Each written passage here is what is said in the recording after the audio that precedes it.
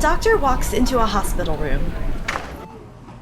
They have everything needed to evaluate their patient. The labs, prior history, and diagnostic codes all at the ready. They know more about the patient than almost anyone. They sit down. They look up at the patient and ask, "Where does it hurt?" That question, that posture of listening before acting, placing a person's experience above a data point, is what separates medicine from healthcare. And it's also increasingly what separates good public health from the kind people have stopped trusting. In January 2026, Virginia Governor Abigail Spanberger appointed Dr. B. Cameron Webb as the Commonwealth's new state health commissioner. Dr. Webb is a physician. He's an attorney. He's a researcher. He coaches youth basketball. And he served as an advisor in the White House on health policy. On paper, he's one of the most credentialed people to hold this role. But on his first day, he didn't hold a press conference. He started a listening tour. So the first thing is really connecting with the local health district and making sure we're meeting their needs and addressing their concerns. Everyone knows that the better you eat, the better your health is going to be. We try to get people connected to mental health, housing, rental assistance, utilities. Food, housing, mental health, utilities, access, the basics. These are the headlines we often associate with a state health department. But they're what Virginians said mattered when someone finally showed up and asked. That's the thing about public health. It's happening all around you, whether you notice it or not. It's the restaurant inspection that kept you from getting sick. The overdose response that kept a neighbor alive. You don't see it when it's working, but that invisibility has a cost. Today, we're asking the questions that sit underneath the policy. What does trust in public health actually require? And what does it take to rebuild it once it's broken? What do communities need to feel seen, not just served? And how can we prioritize what people need when resources are scarce?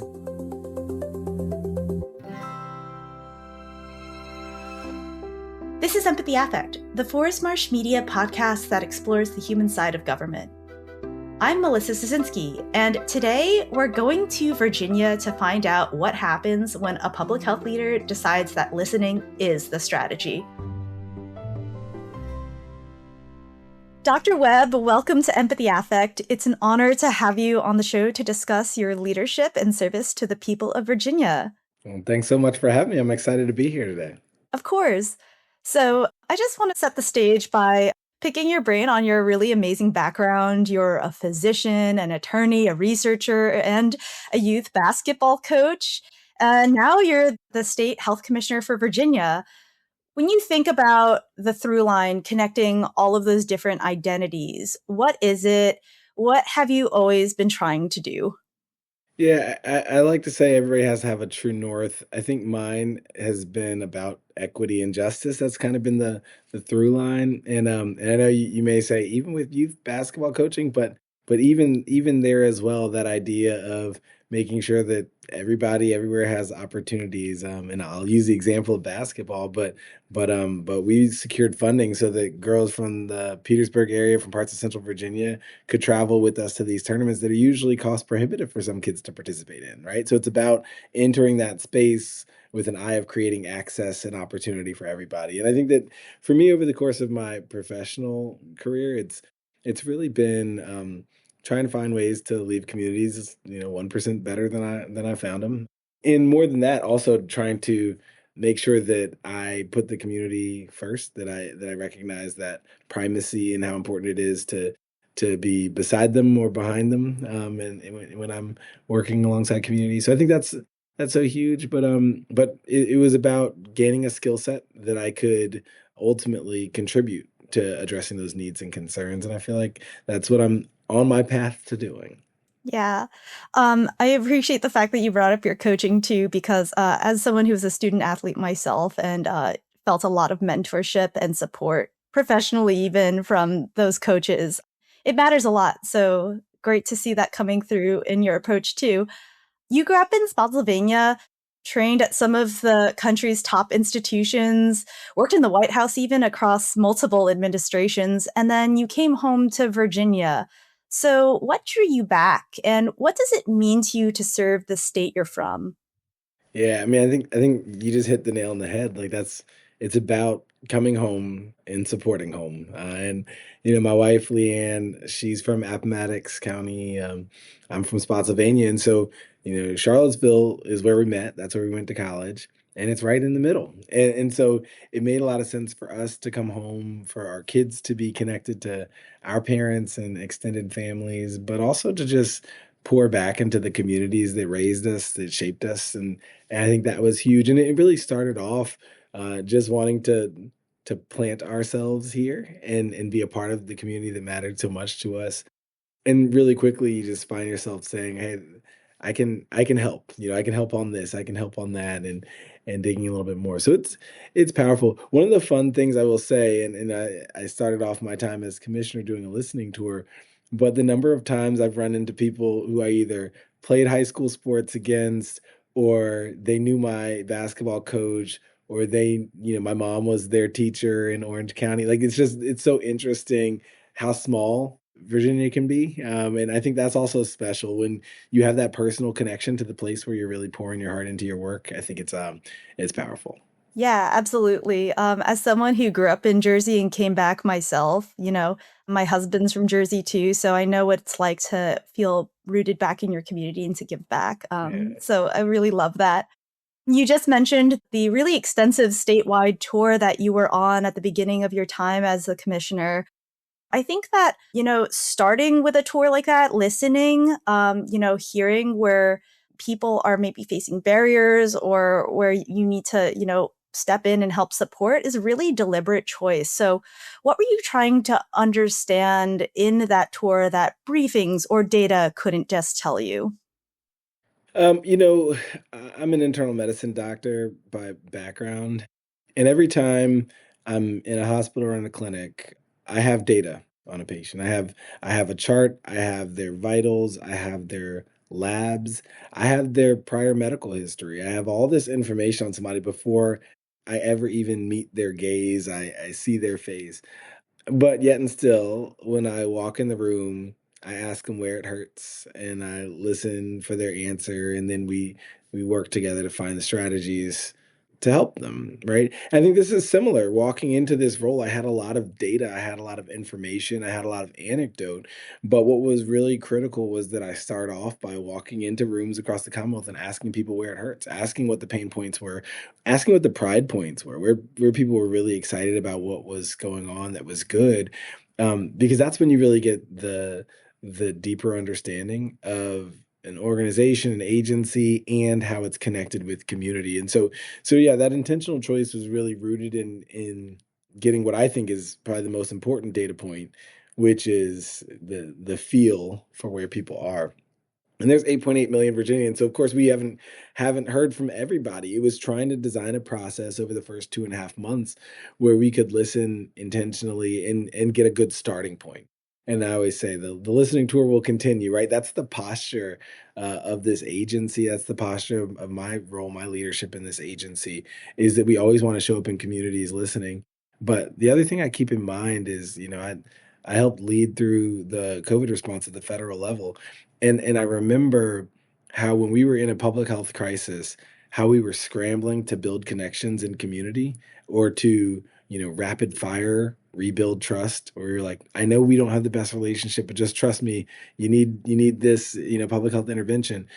I think that the best time for us to build those bridges, build those connections, and hear where people are and see how we can improve our relationships, it's right now, right? It's right in these moments where we're just arriving as an administration, and I really want to show that that's first and foremost front and center for us is hearing from community. So it's been nice, and I've learned a ton. Everything I thought I knew about the agency now I put it through a different filter, and it's been really powerful.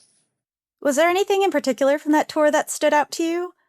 There were a couple of things. I think, I say all the time, people want us to run a really good business. And so when it comes to being public agency, folks want to see you show up as professionals. They want to know they can rely on you in that way. And so that was a universal we heard from everywhere.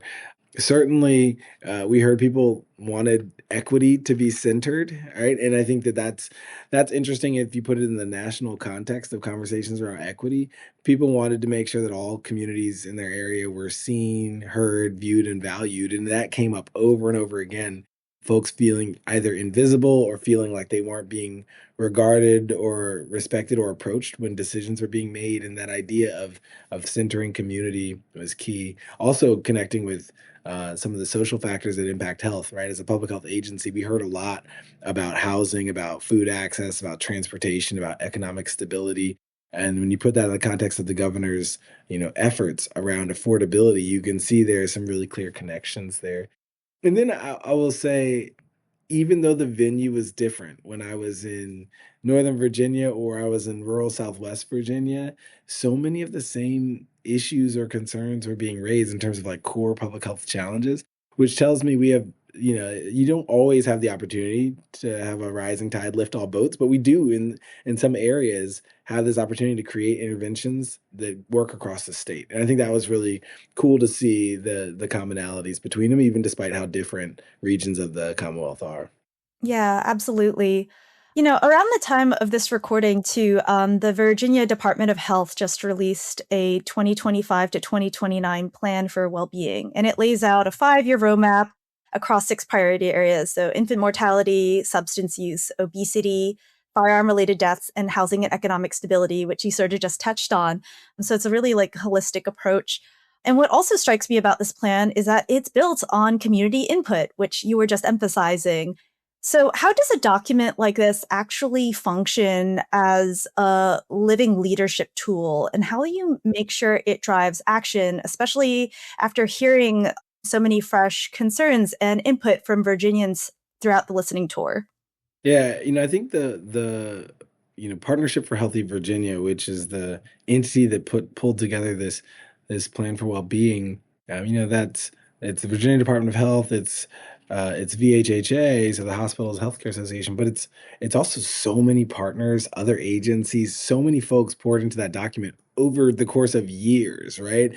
And so in some ways, it's a bit of a time capsule. It's a moment in time where you've heard from so many different entities across the Commonwealth who are passionate about health and well-being. And so that deserves kind of the highest respect. I don't think any leader can walk into this organization and disregard a document like that captures so many views and opinions, so many facts, so much data. And so in that sense, really a powerful one for us. I think that for years they spent time kind of trying to map out what should our goals be.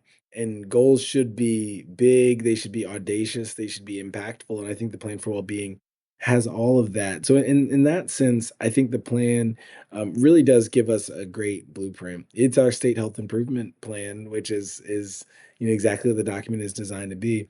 And I want to couple that with other efforts. As an agency, we're creating our strategic plan. So we're starting that strategic planning process, and that's going to have its own, threads of work. And so when you pull these together, we have all the legislative activity coming out of the General Assembly, the governor's own agenda, and ultimately her budget when that comes around.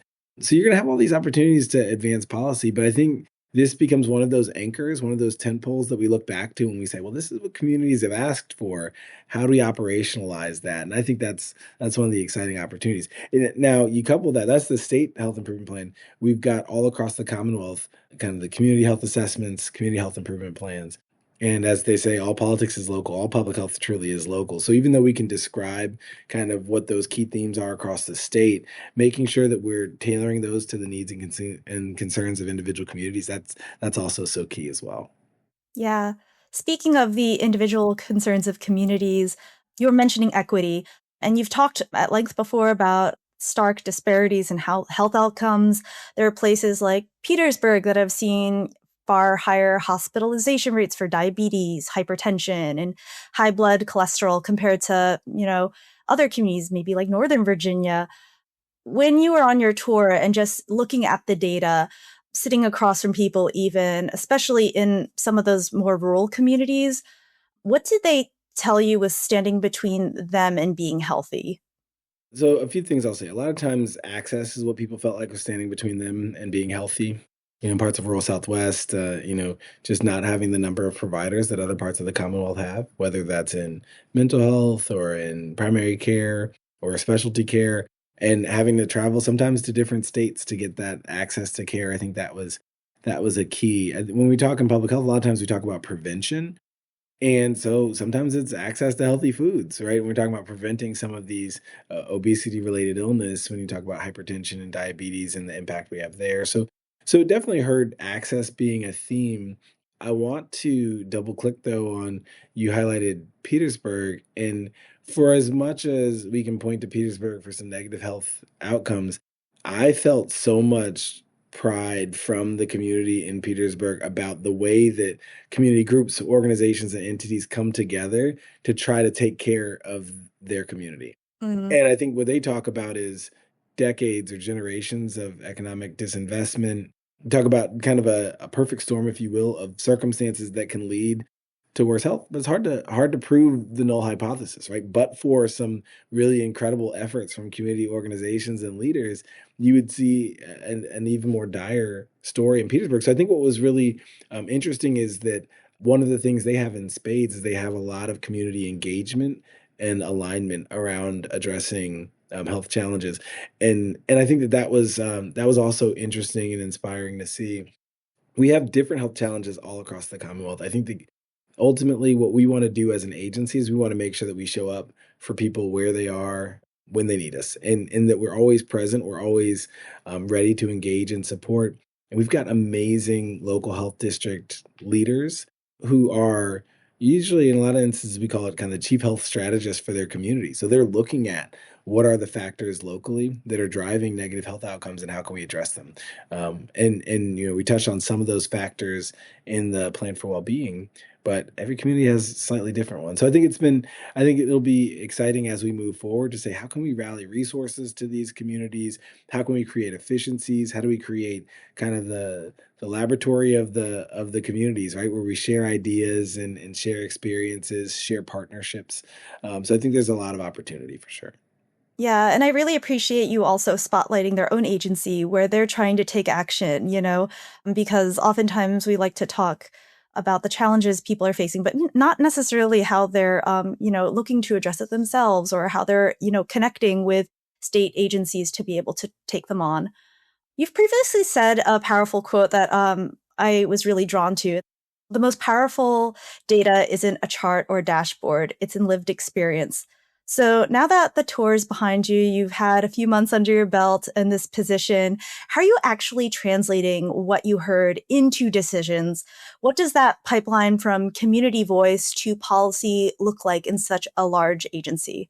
Yeah, I think that, what I've learned from, in the past when I was a community organizer, my work in politics and policy spaces, and even in this role, is that it's an iterative process of community engagement. And I think that for us, we kind of heard from the community first. We came back and we kind of organized that around some different themes of what we heard. But then we reflect that back to the community and we say, did we get this right? Is this what you're telling us? And then once we get that confirmation, then the next steps are, well, here are some of our thoughts in terms of strategies statewide that we can lean into. What are some of your thoughts? So again, that collaborative nature of those conversations, I think really that's how it comes to life. And then I think creating spaces where that community voice is the last voice in the room or is the loudest voice, and how do we leverage those? So as we build out programs and initiatives, because it's not all about creating something new. Sometimes it's just about improving things that currently exist. But how do we make sure that that community voice sharpens and shapes those initiatives that we currently have and the new ones that we're considering? I think that's really where it comes to life. And then finally, not hiding here in the Madison building in Richmond, right? Every time we show up in community, we're showing up saying, how are we doing? What was working well for you? Are we delivering on some of the conversations we've had? Are we addressing the concerns you've already raised? Are we protecting the things that are important for you? And so just by showing up and being present in community, that's the other part of this process as we continue to get that feedback. You have to do that with a lot of humility, right? Like I tell people all the time, like, I'm going to take some on the chin. There are going to be times where we miss the mark. And you just have to recognize that that's part of it. It's the humility and how you miss the mark. And you say, we didn't get that right. Let's move forward and let's get it right together. That's really where I think we want to be. And that's the measure of success ultimately. It's not that we got it right 100% of the time. It's that we always endeavored to put the people first in how we approached it and still heard their voice as we kept trying to iterate toward getting it right. Mm. Yeah, I really appreciate that sort of humility because you were talking before about how during COVID, people felt a lot of mistrust. And I think even now, 6 years later, we are in a moment of rebuilding trust in our public health and health institutions. You've said even that people just want to be able to trust the institutions built to serve them. So what has broken trust looked like and sounded like in conversations you've been having with folks across the state? And how do you think about rebuilding it structurally? Man, it sounded so many different ways. Broken trust in some instances, it sounds like people saying, well, at first you told us this, then you told us that, then you told us this. Which way is up? What's true, right? And we saw that a lot during COVID with rapidly evolving science. When you say trust the science, trust the evidence, when the evidence is shifting and evolving and growing, I think folks felt some consternation there. So I think that idea of how much weight to give to kind of the scientific expertise. I think that's what we're seeing in the conversation right now is like there's some room to grow and trust. I'll say there's still quite a bit of folks who don't really want to engage. They'll listen, but they'll say, not really ready to fully trust that you're here for the reasons you say that you're here. And with that, I just say you just got to keep showing up. Keep showing up and creating that opportunity. And I think over time, people say, "No, I think that's real. I think the presence, the way they show up, the way that it's not just a photo op, it's not just a news story they're trying to create, it's not just a talking point. They're actually here to listen. I think that's a big part of it. And then I would say the last way that I would see a lack of trust really manifest is a lot of times folks not reaching out to an agency like ours to address health issues, but instead turning other places. And it may be because they didn't feel like, the state health department was part of the solution. And I think the reality is we wanted to show up a little bit differently and say, we're not saying we have to be the answer or we have to be the solution. What we're saying is that we want to use every tool in our tool belt to help you get the answer and the solution. We want to be a ready and willing partner. And I think that's huge. But one of the things we're looking to do is say, how do we measure trust, right? How do we measure what trust looks like in data over time? So we can track when we're in those low moments and we're in those high moments, when we can track how things shift based on different external factors. Because I think when it comes to health and when it comes to public health in particular, trust is one of the most critical commodities that exists. And so the way that we measure that, the way that we capture that, I think that becomes core work for us and a core outcome for us to stay in front of. So it's definitely one that's close to me. And I think that because I've worked in and lived in and been a part of so many communities where there is that trust. I mean, in the Black community, we talk about the Tuskegee syphilis study, and that was public health nurses who were part of that. And so, recognizing that the fracture in trust of public health, it's not just based on COVID, it's real, it's, multi-generational. And the act of repairing it has to be just as big and enduring. And I think that's what we're embarking on that path. Yeah. Not only are you trying to build trust and reputation with folks that you're serving, but, the department has itself had a pretty genuinely difficult stretch before you arrived. There were financial challenges, staffing gaps, morale issues, so a lot of internal hurt too.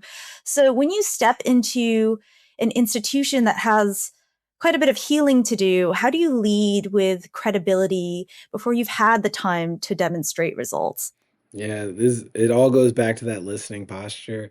I found early on, folks have grace. They recognize that we just walked in the door in January. And so walking in the door saying, I understand there have been some tough moments, some tough times. Tell me about it because I want to hear what the issues are across the organization so we can create just corrective action plans to address some of those concerns. I think that was key for me. trying to identify those low-hanging fruit, the things that, we certainly can move on sooner rather than later. And I think that was something we aimed to move on and mobilize even during National Public Health Week the other week. We kind of did some things to help support staff based on feedback that we received. I think it goes a long way in saying we're listening and we're responsive. And ultimately, I'll tell you, morale in public health post pandemic has been an issue across the country. Mm. I think for us, being full throated about the stuff that's just core public health work, right? Like, and not feel like we're not letting the politics get into it. We're not letting what's happening or not happening in Washington get into it. We're just showing up saying, this is good core public health work, and we want to show up and do that the right way in partnership with you. I think even just that statement was a breath of fresh air to a lot of our team, because they were just like, that's why we're here. We just want to help our communities. And so just saying, well, then what more can we do? How can we support you in helping your communities?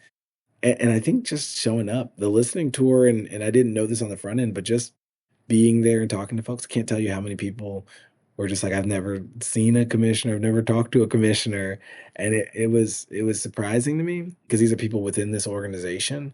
But I recognize this is an organization with over 3,200 staff at any given time, right? So there's a lot of people to touch. So just being present, showing up, I think that goes a long way. Yeah. Just want to give a moment to shout out those public health workers. Many people haven't met them. They're truly invisible sometimes. And love and appreciation goes a long way. Yeah, and to that point, I just want to flag, I've heard this phrase over and over again. They say, public health is working when you don't see it. Mm. And that historically had been a point of pride, that like good public health work happens in the background, happens in the shadows. But I think that that's hard for staff, especially given what they've gone through. So one of the things we want to do is we really want to highlight the good public health work that's happening in communities, kind of the public health that's happening all around you. We want to tell those stories. We want to kind of call out those unsung heroes, because we're just like, if people don't know that you are there in the background, keeping them safe and keeping them healthy and protecting their well-being, they don't know to advocate for what you need, whether it's resources, whether it's supports. And I think it's been a big thing for us to make sure that people know what public health is, what it does here in the Commonwealth, and why I feel like we've got the most incredible group of public servants in the Commonwealth is right here in public health. So I think that just telling that story is a big part of what we want to do. Heck yeah. One thing that I can't go without asking about, state health departments are being asked to do a lot more with less at a moment when federal support feels really uncertain. Amid this moment, when you've already been in a moment of trying to rebuild and gain trust and navigate the historical challenges of the department, how are you planning on navigating this moment? With transparency. I mean, I tell people, just like people know in their own budgets, if you don't have it, you don't have it, right? I think we have to be really clear about advocating for the resources that we need federally, looking for grants, and then also at the state level in our engagement with the General Assembly. So we have to be really clear about what we need and ask for those things. But when we don't have the resources to do things and do them well, communicate early and often with the people who are most impacted and say, here's where we are, here's where we need to be, or where we would need to be in order to do that well. And here's what we don't have. Here's the gap. And then enlist them in that process of saying, here's what we're thinking about our next steps. How does that land for you? How does that fit with the work that you're doing? I think that collaborative nature is a key here, especially because this is rapidly evolving. Mm. We've got ongoing federal challenges where, a grant may disappear on a Friday night just because, and then it may reappear on a Monday. And so, that's a lot of uncertainty to deal with. So just making sure that people understand that's the environment that we're in right now. And here's how we're planning on navigating that. But how does that land for you? I think what I've found is people have a tremendous amount of grace when they realize all of the challenges public health is facing. The other thing I want to share, Melissa, is that we had to do a whole exercise when we think about what are the core services or the foundational public health services, the things that, if we had to pull back to doing only those essential things that only we can do in communities, what are those? And so just that process of looking through what that is, I think is an important one for us. We certainly don't want to limit our work to what those kind of core public health services are. It comes from something called the foundational public health services model. And I always remind folks, I'm like, the foundation of a house is not something you can live in alone, right? Like it's the foundation. You need the foundation in order to build the house, but a foundation alone is not sufficient. So it's not saying we only want to do those core services. It's just saying if we had to retreat to them for financial reasons, these are the things that we want to never lose track of because our communities will be in a really bad place without them across the board. And so going through those kind of exercises doesn't feel good, but it also feels responsible. And I think we want to do that. Yeah, I really like that metaphor because it's like how people say we don't want to just survive, we want to thrive. Right, exactly. You want a house that will protect you and make you feel like home, welcome, safe. If you did have to get down to that foundational level, what would you say are some of those like top level priorities we must protect elements of public health? Yeah, I mean, I think our public health nursing, the efforts we have in communities, I think it's a unique role and a unique part of the safety net. I think the epidemiology work that we do, monitoring infectious trends and following up on those, that's something that our communities, seriously need us to do and will continue to do. The environmental health work that we do to protect communities, again, that's kind of at its core. It's one of those things that, again, people don't really notice it or even know that it's public health, but making sure that the establishments where you eat are safe and healthy, right? Like I think that's work that, that's at the core of what we're here to do is make sure that you have that peace of mind that when you step out into community, you're going to be safe. And so those are some of them. Again, it really every community will tell you there are different elements that are most important to them.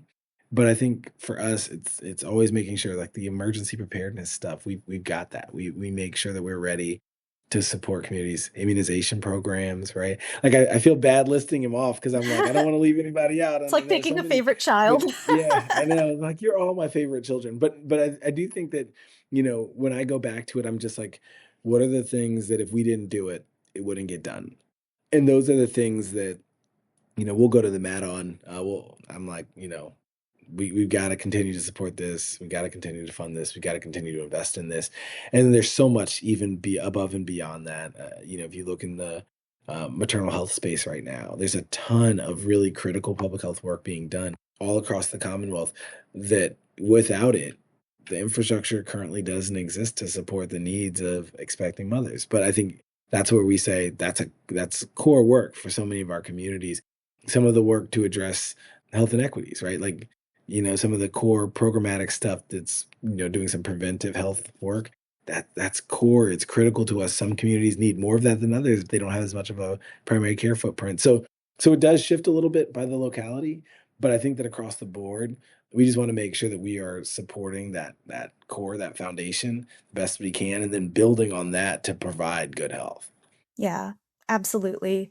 I know we've covered a lot of ground. We just talked about, trying to pick one out of the foundation or like, what really matters. Everything does matter, but, time is limited, resources are limited. So if you had to nail down what you want to tackle most in a few priority areas, maybe like say you had a magic wand that could, get it addressed, what would those priority areas be? Yeah, I mean, I think if I were to say priority areas, we kind of touched on them a little bit, and one of them is rebuilding trust in public health. And I say that as something that cuts across so many of the other work that we do. But if we could really spend some time in communities rebuilding that trust, that's a foundation that's going to allow great public health work to happen and to meet community needs. The second one I would say is certainly in the equity space. It's that there are a lot of communities that have been left behind historically, and using this moment to say who doesn't feel seen, who doesn't feel, heard or valued, and how can we reverse that? How can we show up and show up authentically with a lot of humility and say, how can we help? I think that's something where if we could use these next couple of years to make sure all communities have a connection, have an opportunity to share their needs, I think that would be really huge. And then the last one, I think kind of across the board, and this ties in with equity, but I think there are so many preventable causes for folks of not just, poor health outcomes, but even, premature death. And I think that that's a huge opportunity for us to lean into and say, like, if we know these are preventable causes, and we touched on some of them with the plan for well-being, we talked about, firearm deaths, but like, what are those areas where it's just like, we don't have to be losing folks in our communities to these problems? Cancer mortality that can be prevented with some screening, our maternal mortality challenges. There are a lot of areas where it's just like, overdose deaths, where we can dig in a little bit deeper and say, what more can we do to keep our loved ones here? And I think those are areas where, just thinking of it more broadly in those terms, I think we can do a lot of good. Absolutely. I really appreciate those three areas. I think they're big and ambitious, but so important and foundational to, making sure that people trust public health, that public health works for people. And along that line, as we wrap up here, what do you want Virginians who have given up on public health institutions to know about what you're trying to build? Yeah, I think that public health has a long and rich history in society. So when we say folks have given up on public health institutions, I think that it's going to be a part of your community. It's going to be part of your community life. Let's make it work for you, and that's really what it's for. I don't have any desire of imposing the will of any agency on folks. What I do have a desire is to be an agency and an entity that people can look to and rely on.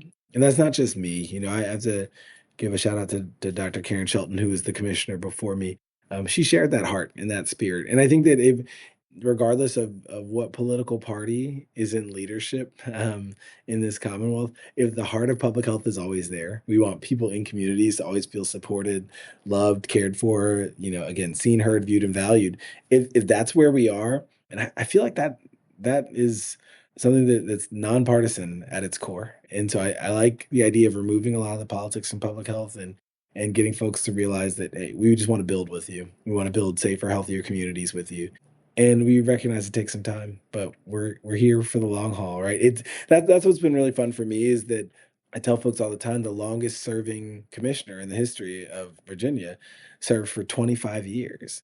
Wow. Yeah, and I will not be serving for 25 years. Like, I make no bones about it. And so I enter into this with the expectation that I'm handing this baton to somebody to keep running, and that person may be of one political party or another. It doesn't matter. I'm handing it to a public health servant who's passionate about the health and well-being of communities. And I want to make sure that we're moving in a direction where the Commonwealth can grow. And so I think that, if we keep that posture, we're going to do all right. And I think we'll be able to rebuild that trust and those relationships with the community. Yeah, thank you so much for sharing this. I think we've learned a lot about the power of listening and learning, building together, looking at public health through the greater arc of history. This was such a wonderful conversation, Dr. Webb, and I really wanted to thank you for taking the time to share a little bit about your approach and how you're serving the people of Virginia. Well, it's my pleasure. Thanks so much for having me. This was a lot of fun, and thanks for all you all are doing. Dr. Webb said something early in our conversation that I keep coming back to. He said he'd walk into a room with all the data, the chart, the labs, the history, but he'd still ask where it hurts. And he's still asking that, leading by listening for all Virginians. This kind of leadership philosophy makes the difference between an institution that talks at people and one that actually builds with them. And in a moment when public health is under pressure from every direction, budget cuts, political headwinds, a workforce still recovering from the weight of a pandemic, that philosophy might just be what reminds us all why we should trust our public health officials. If you want to learn more about the Virginia Department of Health or the 5-year plan for well-being, you can find them in the show notes. In the meantime, make sure to follow and review Empathy Affect wherever you listen to podcasts, and share the episode with a friend. I hope you'll tag along next time. Thanks, y'all. Empathy Effect is a product of Forrest Marsh. You can reach us at forrestmarshmedia@forrestmarsh.com with any feedback, questions, or inquiries.